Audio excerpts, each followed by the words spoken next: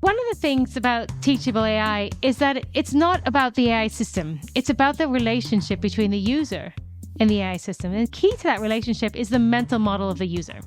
They need to make good judgments about how to give good teaching examples if we want that whole cycle between user and AI system to go well.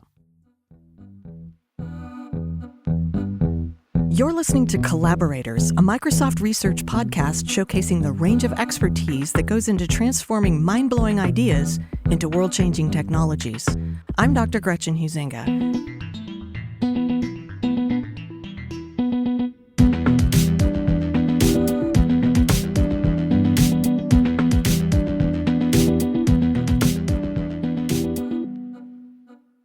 Today, I'm talking to Dr. Cecily Morrison, MBE, a Senior Principal Research Manager at Microsoft Research, and Karolina Pakėnaitė, a PhD student and a participant on the citizen design team for the Teachable AI research project Find My Things. Cecily and Karolina are part of a growing movement to bring accessible technologies to people with different abilities by closely collaborating with those communities during research and development. Cecily, Karolina, welcome to Collaborators. Thank you, Gretchen. Hi, thank you. Before we hear more about Find My Things, let's get to know the both of you. And Cecily, I'll start with you. Give us a brief overview of your background, including your training and expertise and what you're up to in general right now. We'll get specific shortly, but I just want to have sort of the umbrella of your raison d'etre or your reason for research being, as it were. Sure. I'm a researcher in human-computer interaction with a very specific focus on AI and inclusion. Now, this for me brings together an undergraduate degree in anthropology, understanding people, a PhD in computer science, understanding computers and technology, as well as a life role as a parent of a disabled child. And I'm currently leading a team that's really trying to push the boundaries of what's possible in human-AI interaction and motivated by creating technologies that lead us to a more inclusive world. As a quick follow-up, Cecily, for our non-UK listeners, tell us what MBE stands for and why you were awarded this honor. Yes, MBE. I also had to look it up when I first received the award. It stands for Member of the British Empire, and it's part of the UK honours system. My MBE was awarded in 2020 for services to inclusive design. Now, much of my career at Microsoft Research has been dedicated to innovating inclusive technology and then ensuring that it gets into the hands for those whom we made it for. Right. Was there a big ceremony? Things were a little bit different during the COVID times, but I did have the honor of going to Buckingham Palace to receive the award. And it was a wonderful time bringing my mother and my manager, the important women around me who've made it possible for me to do this work. That's wonderful.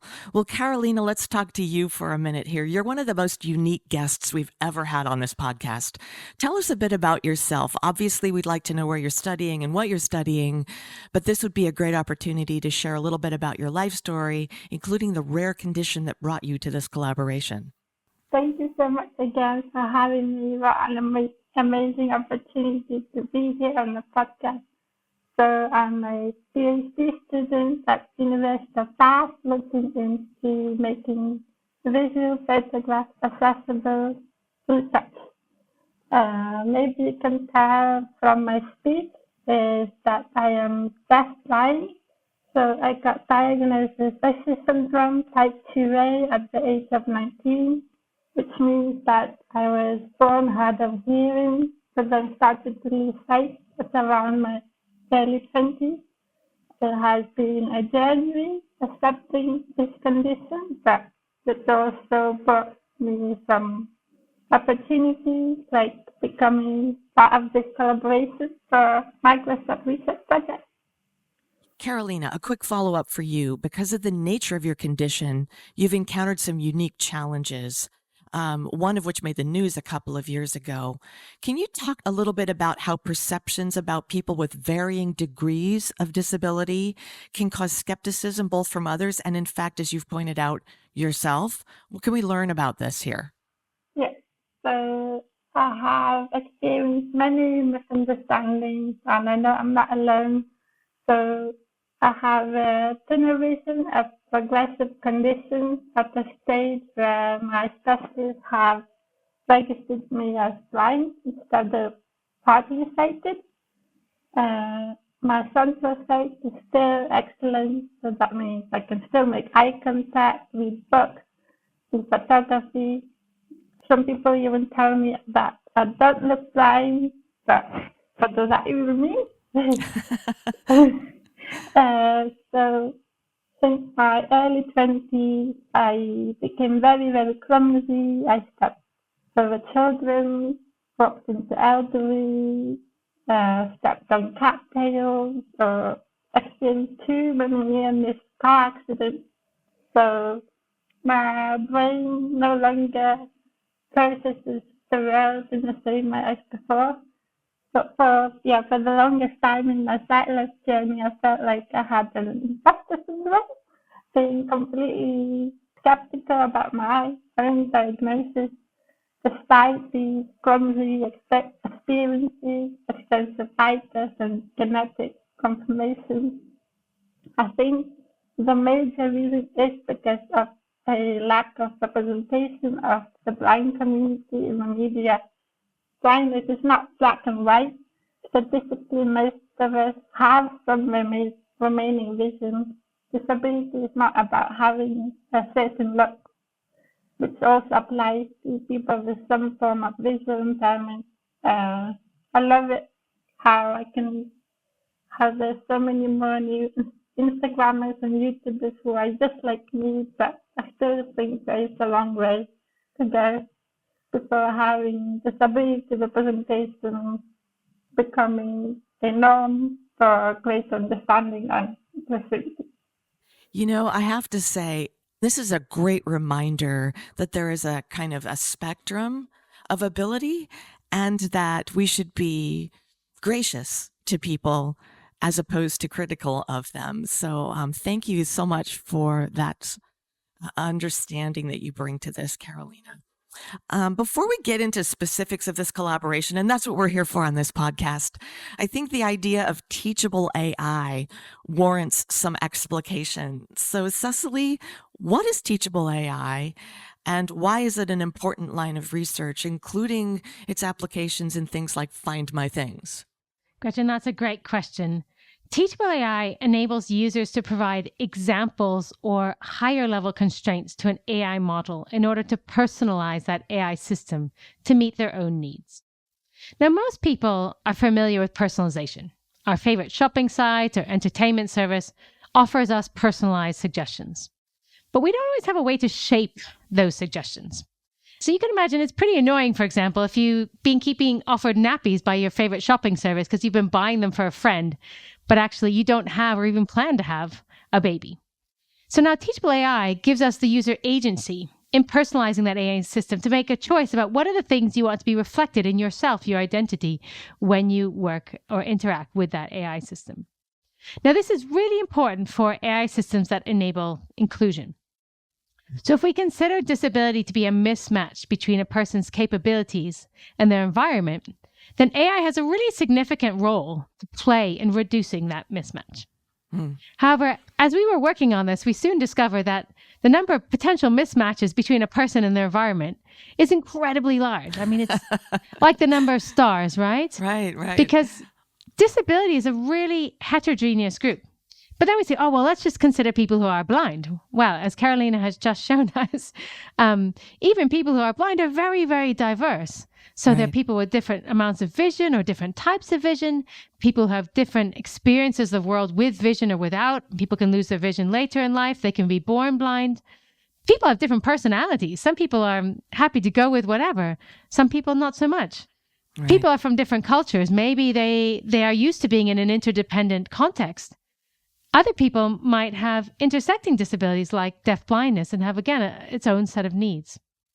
So as we got into building AI for accessibility and AI for inclusion more generally, we realized that we needed to figure out how can we make AI systems work for individuals, not quote unquote people with disabilities.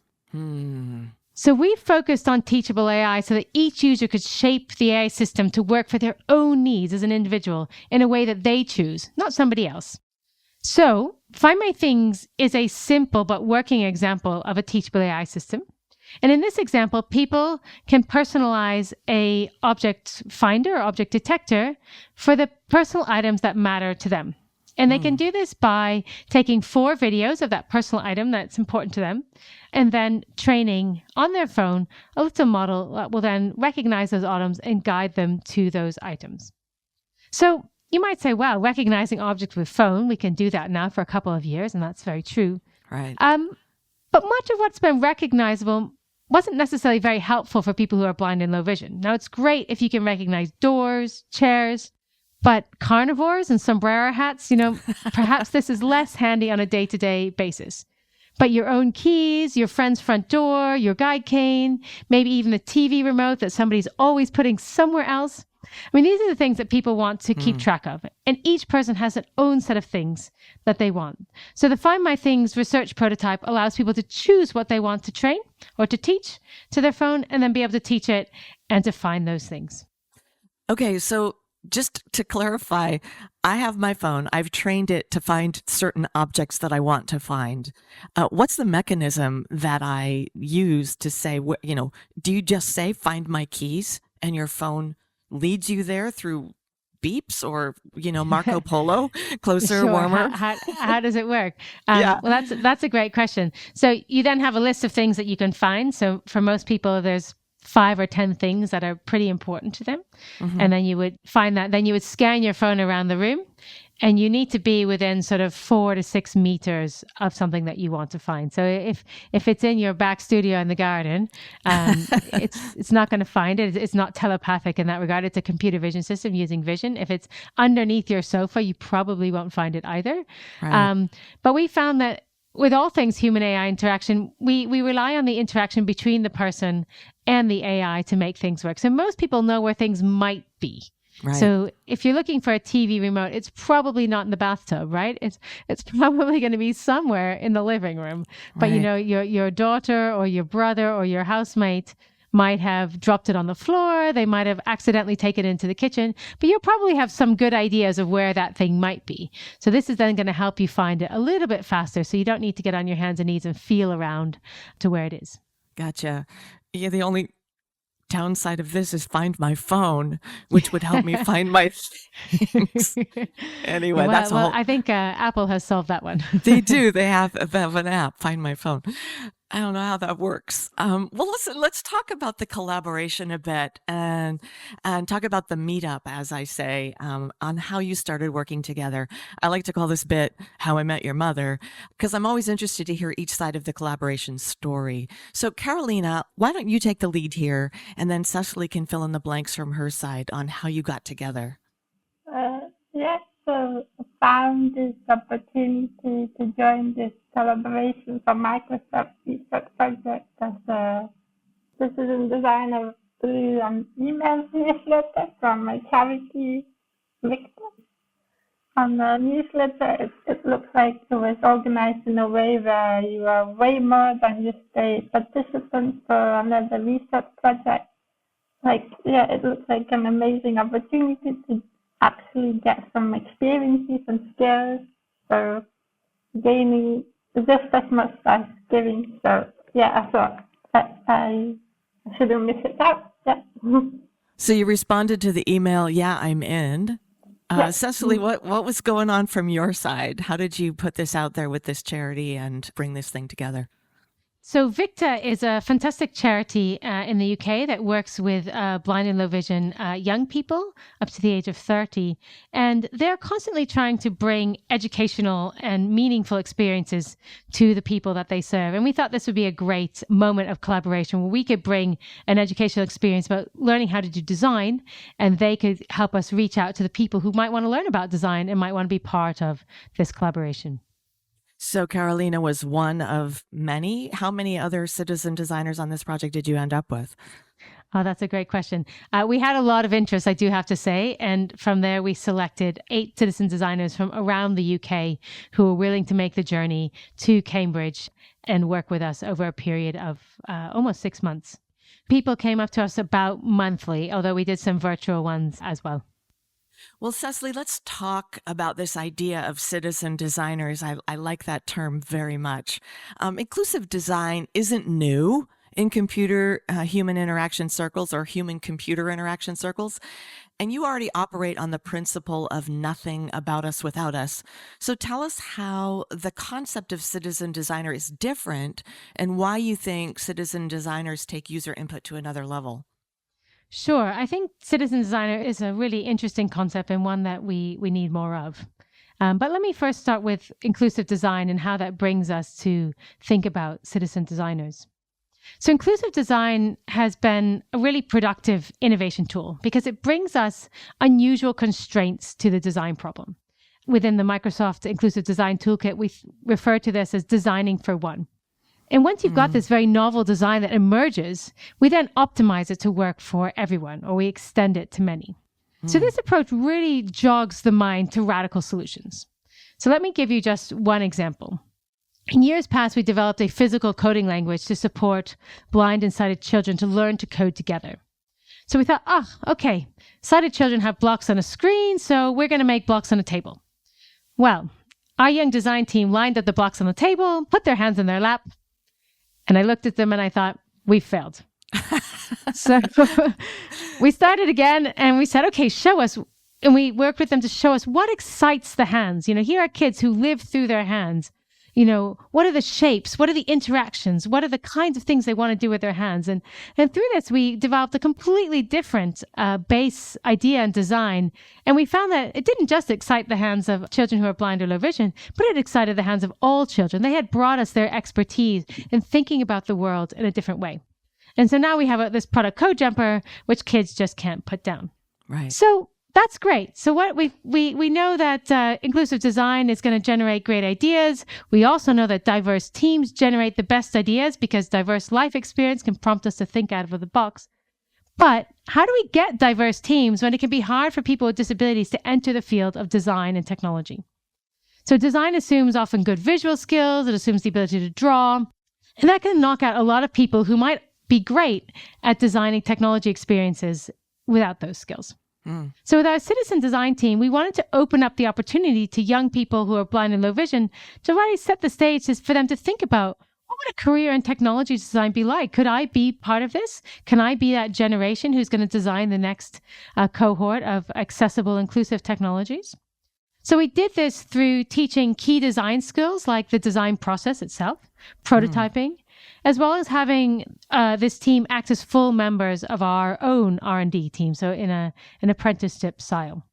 So our citizen designers weren't just giving feedback as participants might, but they were creating prototypes, running A/B tests, and it was our hope, and I think we succeeded in making it a give-give situation. We were giving them a set of skills, and they were giving us their design knowledge that was really valuable to our innovation process.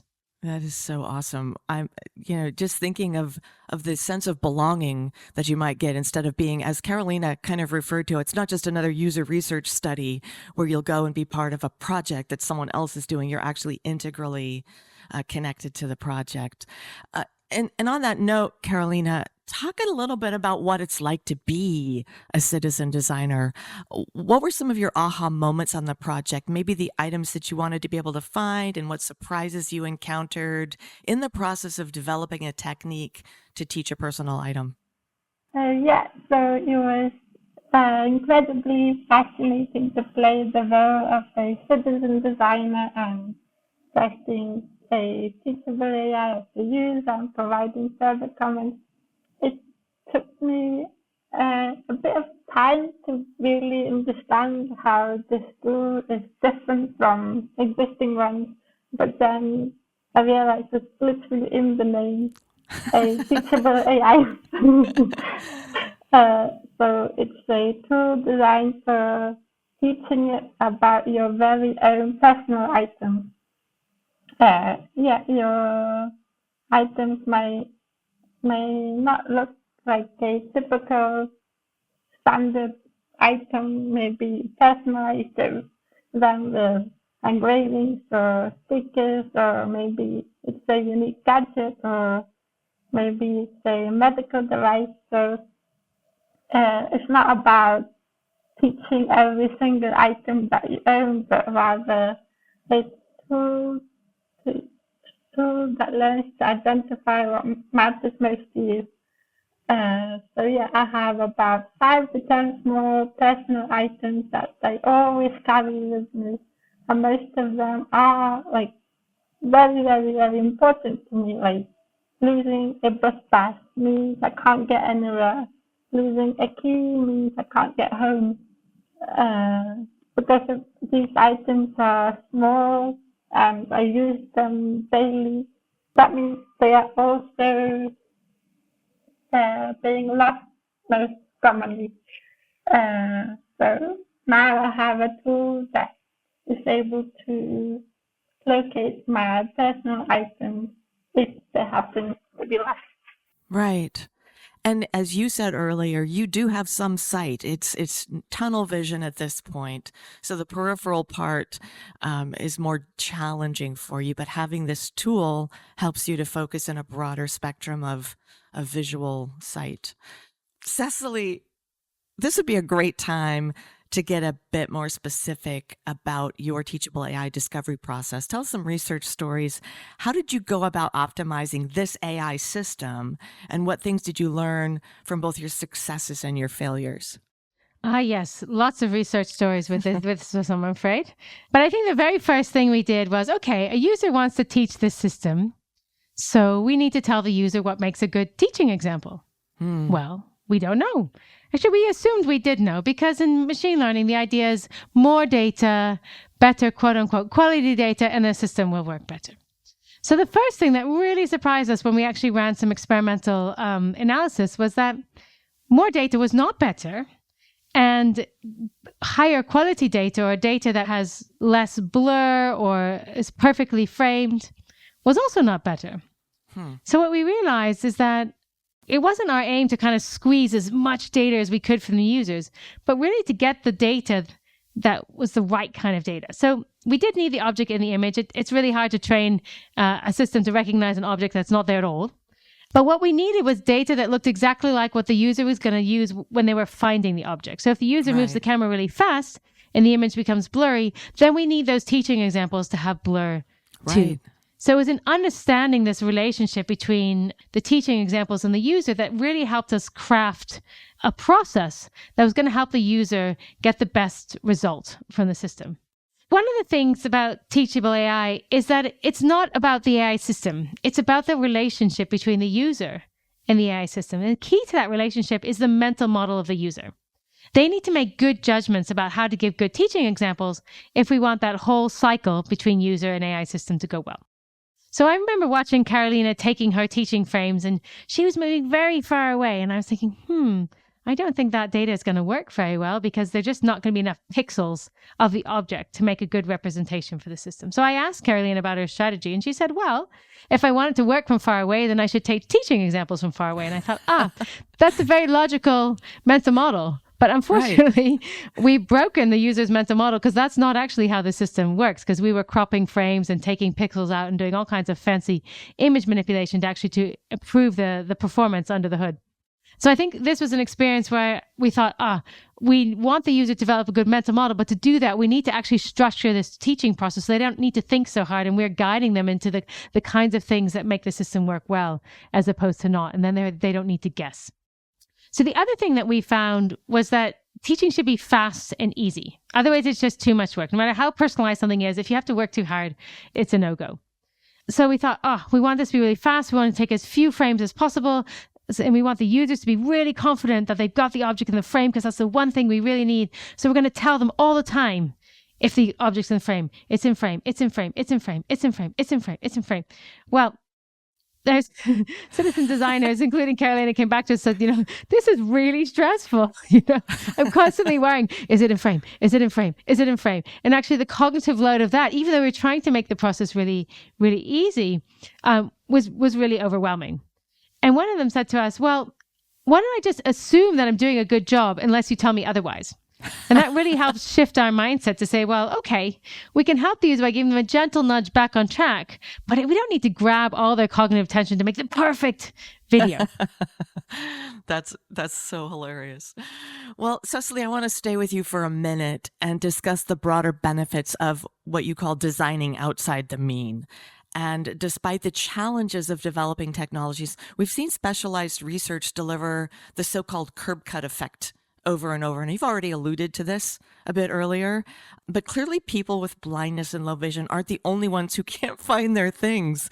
So might this research help other people? Could it be something I could incorporate into my phone? That's a great question. And I think an important question when we do any research is how do we broaden this out to meet the widest need possible? So I'm going to think about, rather than find my thing specifically, I'm going to think about Teachable AI. And Teachable AI should benefit everybody who needs something specific to themselves. And who of us don't think that we need things to be specific to ourselves in this day and age? But it's going to be particularly useful for people on the margins of technology design for many reasons. So it doesn't matter. It could be where your home is different or the way you go about your daily lives or perhaps the intersection of your identities. By having Teachable AI, we make systems that are going to work for individuals, regardless of the labels that you might have or the life experience you might have. Well, you want an AI system that works for you. And this is an approach that's moving us in that direction. You know, I remembered what you said earlier, and it was for individuals, not people with disabilities. And I just love that framing anyway, because we're all individuals and everyone has some kind of a disability, whether you call it that or not. So I just love this work so much. Karolina, back to you for a minute. You have said you're a very tactile person. What role does haptics, which is the touch, feel part of computer science, play for you in this research, and how do physical cues work for you in this technology? So because I'm just blind, I think my brain naturally craves for information through senses which I have full access. So for me, it's touch. So I find it very stimulating when the tools are tactile, whether that's vibrations or touches. Tactile feedback not only enhances the experiences, but I think it's also a good accessibility cue as well.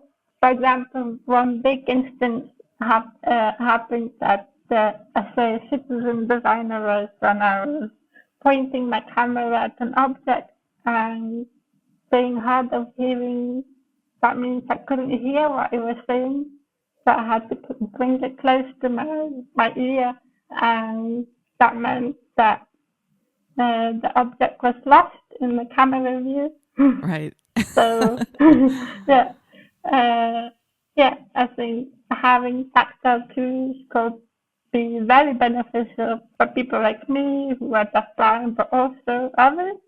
Like, for example, you don't always want your phone to be on sound all the time, but maybe in a quiet train, in a quiet tube, you don't want your phone to start talking. You might be feeling subconscious. So, I think always adding those tactile cues will benefit me and everyone else. Yeah. So to clarify, is haptics or touch involved in any of this particular Teachable AI technology, Cecily? I know that Karolina has that as a want to have kind of thing. Where does it stand here?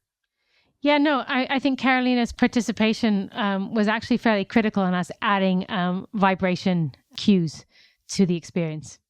Yeah, so it does use we use auditory, visual, and vibration as a means of interaction. And I think in general, we should be designing all of our experiences with technology to be multisensory because, as Karolina pointed out, in certain circumstances, you don't really want your computer talking at you. In other circumstances, you need something else. And if our different individual needs, we might need something else. So this allows people to be as flexible as possible for their context and for their own needs to make an experience work for them. Right. Yeah. And I feel like this is already kind of part of our lives when our phones buzz or vibrate, or when you wear the watch that gives you a little tip on your wrist that you've got a notification or you need to turn left or whatever you're using it for. Cecily, I always like to know where a project is on the spectrum from lab to life, as we say on this show. What's the status of Teachable AI in general and Find My Things in particular, and how close is it to being able to be used in real life by a broader audience than your citizen designers and your team?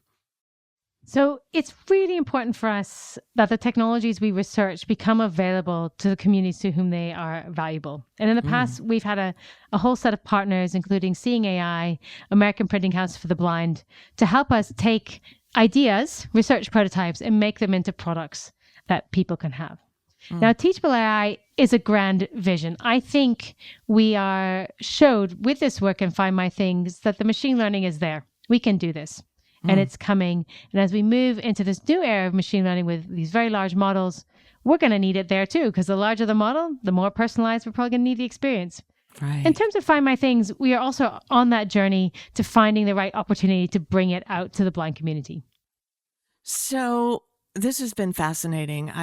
There's so many more questions I want to ask, but we don't have a lot of time to ask them all. I'm sure that we're going to be watching as this unfolds and probably becomes part of all of our lives at some point, thanks to the wonderful people doing the research. I like to end the podcast with a little future casting from each of my guests. And Karolina, I'd like you to go first. I have a very specific question for you.